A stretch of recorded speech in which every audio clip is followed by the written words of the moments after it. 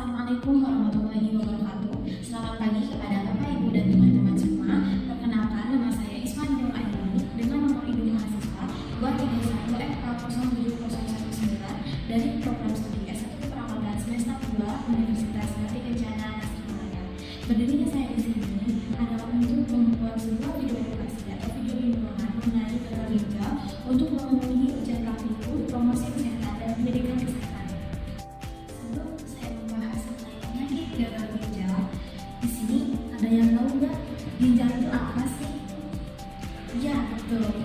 Ginjal merupakan organ dalam tubuh manusia yang terletak di belakang rongga perut. Biasanya ginjal pada orang normal itu ada dua buah, juga memiliki bentuk seperti kaca. Untuk fakta dan bentuk lebih jelasnya, lihat di gambar ini ya. Setelah kita mengetahui definisi tentang dan bentuk dari ginjal, sekarang ada yang tahu nggak fungsi dari ginjal itu apa sih? Belum pada tahu? Baik, saya kasih tahu ya. Fungsi dari ginjal itu banyak. Namun, ada 5 fungsi utama ginjal.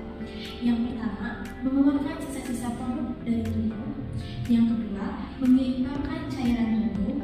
Yang ketiga, memproduksi sel darah merah. Yang keempat, mengatur tekanan darah. Yang kelima, mengaktifkan vitamin D untuk kesehatan tulang dan jantung. Untuk sekarang kita bahas mengenai gagal ginjal ya. Gagal ginjal merupakan suatu kondisi penurunan fungsi ginjal dalam menjadi limbah sisa metabolisme tubuh dari dalam darah dan membuangnya ke tubuh.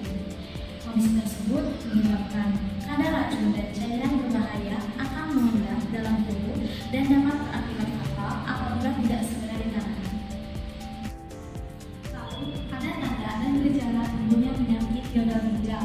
Yang pertama, nyeri punggung. Kedua, mual di samping muka. 3, sakit pada bagian dada. 4, sakit perut. 5, sering merasa lesu. 6, mengalami tekanan darah tinggi atau hipertensi. 7, dehidrasi. 8, mudah merasa lelah. 9, adanya penumpukan cairan sehingga tubuh tampak membengkak atau edema. 10, produksi urin berkurang. 11, mengalami gangguan tidur. Selanjutnya, terdapat 2 jenis penyakit gagal ginjal beserta masing-masing penyebabnya. Yang pertama, ada gagal ginjal akut. Gagal ginjal akut merupakan kondisi kerusakan ginjal yang terjadi secara tiba-tiba. Umumnya, gagal ginjal akut baru terjadi selama beberapa jam atau beberapa hari. Beberapa penyebab gagal ginjal akut diantaranya adalah 1, memiliki luka bakar parah. 2, berkurangnya aliran darah pada ginjal yang disebabkan oleh pendarahan, dehidrasi berat, atau shock. Yang ketiga, infeksi parah pada ginjal. Yang keempat, cedera parah pada ginjal. Yang kelima, alergi parah atau anafilaksi. Yang keenam, ada riwayat penyakit tertentu seperti penyakit jantung, gagal hati, batu ginjal, infeksi, hingga kanker ginjal. Yang kedua, ada gagal ginjal kronis. Gagal ginjal kronis adalah kondisi yang terjadi ketika ginjal telah mengalami kerusakan dalam jangka panjang, dapat lebih dari 3 bulan ataupun sampai 6 bulan, sehingga berakibat pada kerusakan permanen. Beberapa penyebab gagal ginjal kronis yaitu 1, mengidap penyakit diabetes. 2, tekanan darah tinggi tidak terkontrol. 3, gangguan pada prostat. 4, overweight atau obesitas. 5, memiliki kebiasaan merokok. 6, menderita penyakit ginjal. 7, memiliki penyakit autoimun. 8, terdapat riwayat penyakit ginjal secara genetik. Ada beberapa faktor risiko dari gagal ginjal. Sebenarnya, penyakit gagal ginjal dapat terjadi pada siapapun. Namun, terdapat beberapa hal yang berpotensi meningkatkan risiko terkena gagal ginjal. Di antaranya adalah 1, mengalami dehidrasi. 2, sedang dalam perawatan intensif rumah sakit. 3, mempunyai risiko tinggi menderita sumbatan saluran urin. 4, menderita penyakit yang berkaitan dengan hati. 5, mengidap penyakit diabetes mellitus.